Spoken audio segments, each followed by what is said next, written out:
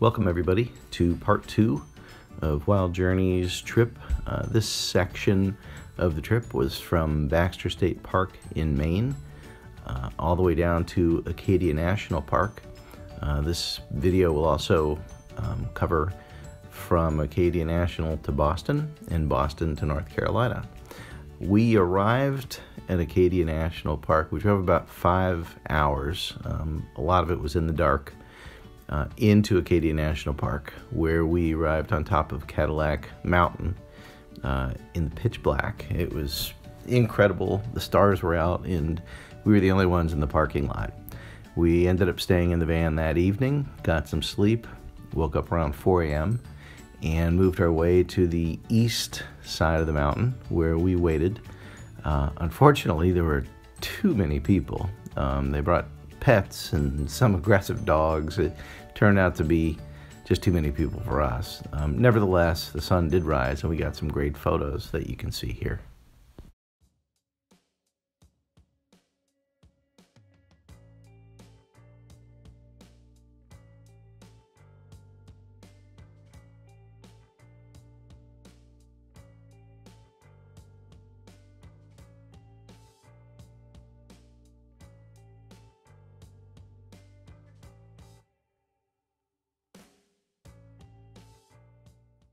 So those islands that look like they might be in water are actually the top of eroded mountains. They lost their tops during the Ice Age. The clouds are basically surrounding those mountaintops, and it really provides a neat landscape, and it's really hard to take a bad picture here. The last couple pictures here are with the sun up and some filters, just to give you an idea of some of the things you can do if you're creative with photography.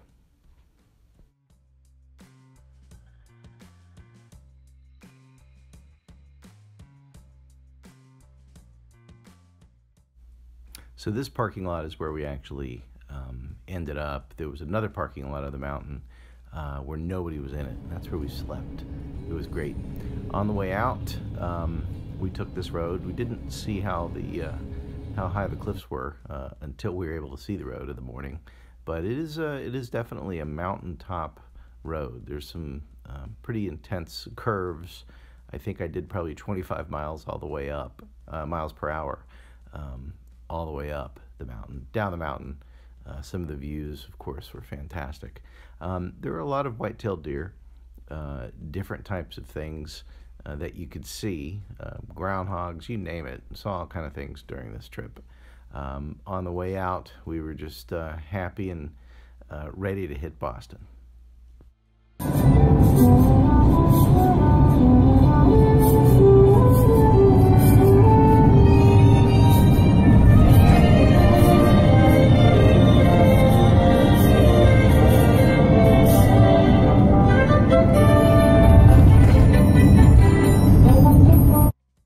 And you never know what you're going to see. This was a family of Amish. This was in Maine, and they were all eager to wave. Once they saw the camera pointed at them, they knew we were interested in what they were doing, and they wanted to be captured on our film. So as we left Acadia, we were able to find this greasy spoon, which actually had some healthy stuff. We got some coffee, and we weren't too far from Boston. Before we knew it,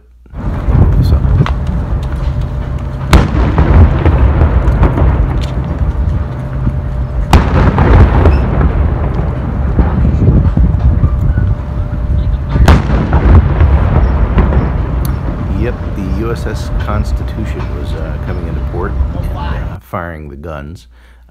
This, by the way, is the moose track from part 1, where I made casts of what I found in terms of moose tracks. I thought it would be kind of neat to bring it along and put it in the same frame as the Boston things that we were seeing. We parked literally right next to where the USS Constitution is berthed, and you know, just couldn't be better. We did take a stroll after we got into Boston, and actually found a really, really great place that I'd recommend. The website's in this next frame. La Familia Giorgio's Ristorante, family-style dining, and it was good. I didn't take any pictures of my food. I really don't like to do that, but you got to trust me on this one. It was amazing. So the next morning, we did Freedom Trail. Actually, the next day, saw things like Paul Revere's statue, went past a number of large old government buildings that you can learn about on Freedom Trail. There's a lot online. Here's Boston Commons, which is oddly still there. They haven't developed it, which is amazing. The history there is fantastic. And the trail goes right through Boston Commons. There are several cemeteries along the way. The oldest cemetery in Boston was our first stop. That was pretty neat. People like Sam Adams and John Hancock, the folks who were killed during the Boston Massacre, are all buried in this small, I would say, a little bigger than a courtyard, but a lot of good history. And again, a lot of people. This was July 4th to July 5th, actually, is the day we were walking around. We arrived on July 4th with the USS Constitution firing her guns. Anyway, take a look at some of these pictures and enjoy. It's like they try.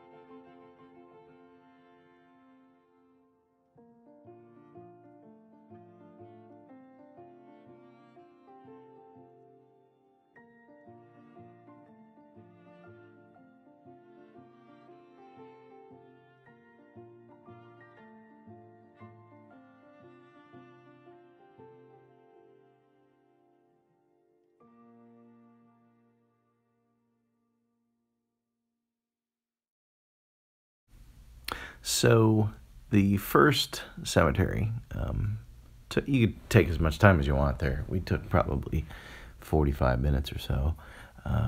Was fascinating. And again, so much rich history literally beneath your feet there. Learn a lot about the cemeteries in this town. There's a lot of interesting facts you can pick up. Freedom Trail, obviously, is this thing you're looking at here.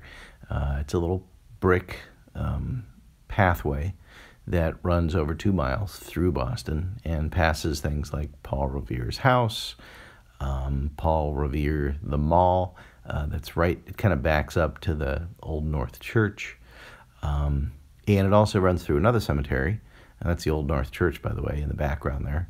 The other cemetery is Granary Burial area, which was the second cemetery in Boston. Kind of overlooks what would be Bunker Hill. A lot of buildings are in the way now, but you can still make it out.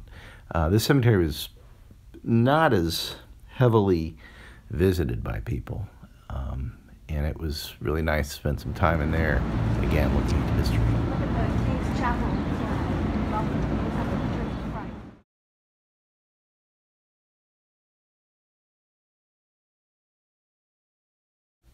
So as the screen indicates, we then headed over to Warren's Tavern, which, as you can see, has been there since 1780-ish.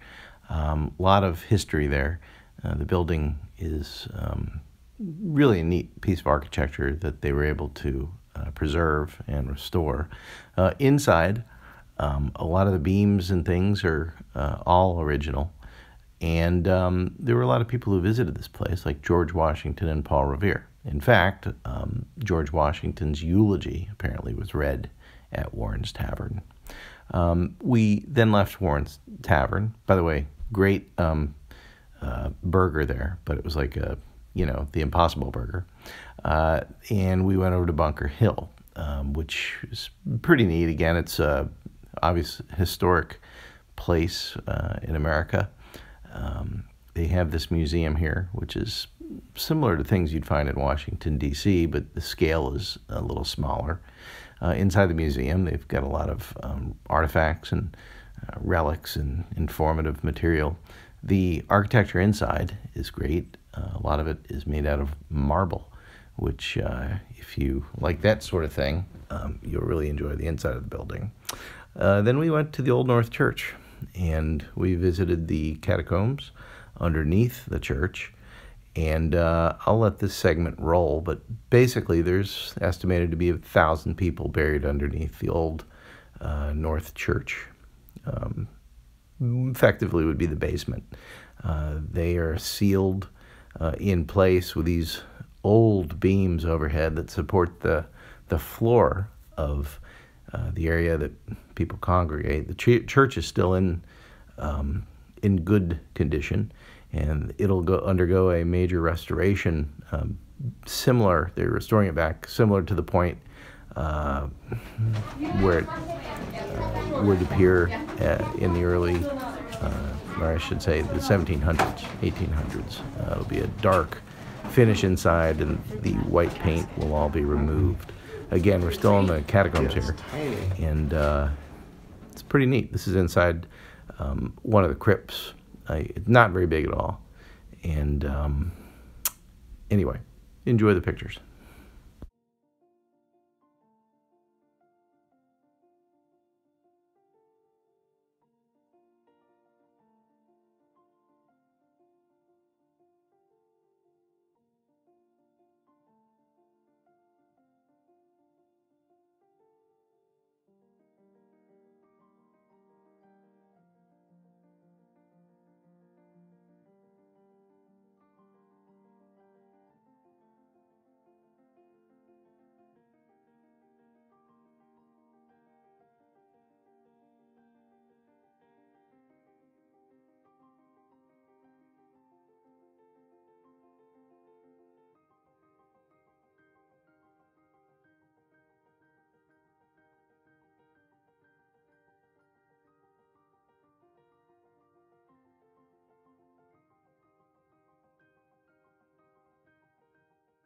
And we took also a tour of the steeple. And this shot is the group going up the same stairs that Robert Newman, the sexton in the church, would have climbed to the original steeple with lanterns. You probably remember that story. If you don't, look up Robert Newman and Old North Church steeple, Paul Revere, and you can get a pretty good background as to what I'm talking about. If you don't know what I'm talking about, boy oh boy, you get some civics to learn. Anyhow, once we get up this small staircase, we ended up in the room that the bells are actually rung in by a series of people. And we get a pretty good lesson in how all that works. Not that I could ever do it, but it was a really neat old building that isn't visited very often. Tickets to do the burials underneath the church and this area are about $12 per person. Children, I believe, are a little cheaper, but it's definitely worth it.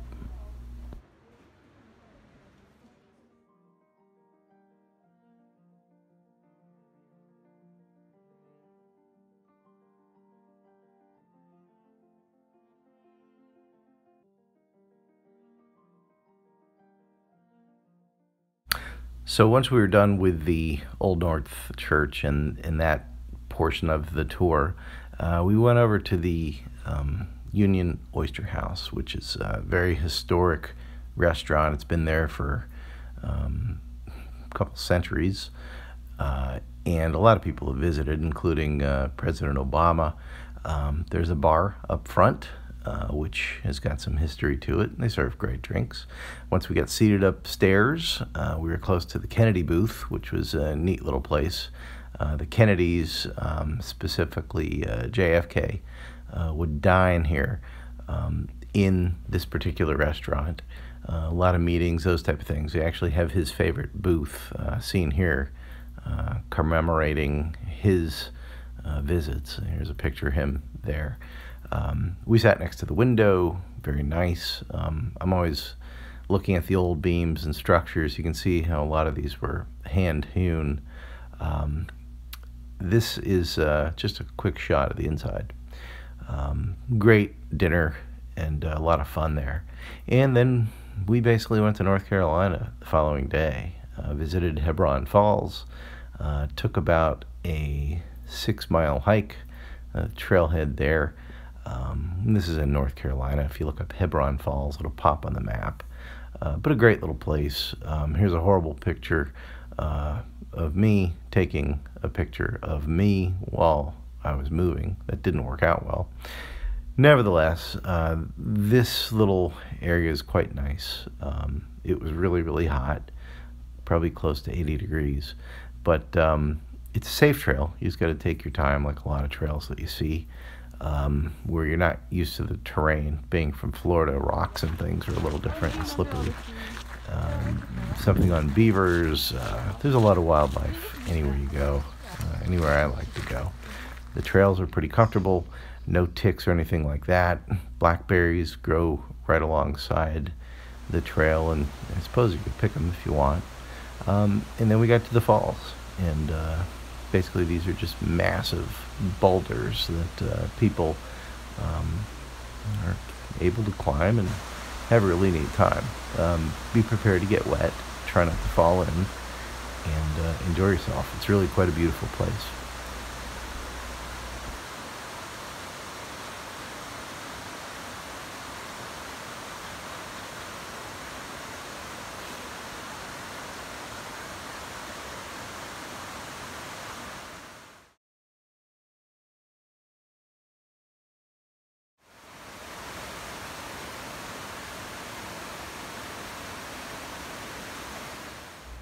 This is the final portion of the video. I hope you had a good time watching it. Part 1 and 2. This is part 2, which is ending now. If you get a chance, please subscribe to Wild Journeys, and I appreciate you watching.